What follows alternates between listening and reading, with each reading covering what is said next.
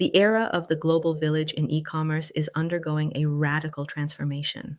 For decades, the industry followed the Amazon model, a centralized, frictionless system designed to move goods across borders with a single global logic.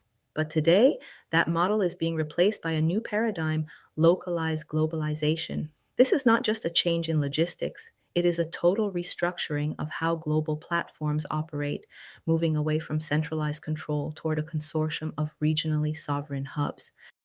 The recent restructuring of TikTok in the United States is the ultimate blueprint for this shift.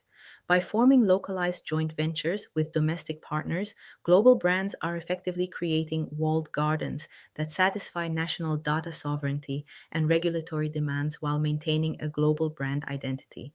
We are seeing the death of the one size fits all global platform and the emergence of a fragmented yet interconnected network of domestic marketplaces.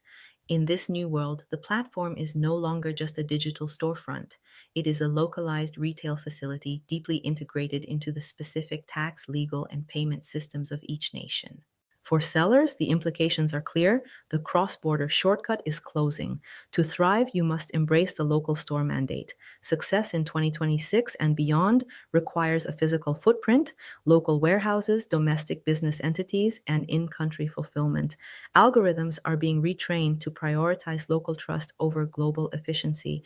This is the new gold standard of e commerce. It is a world where you think globally but act strictly locally, ensuring that your brand is as compliant and domestic in Sao Paulo or London as it is in its home city.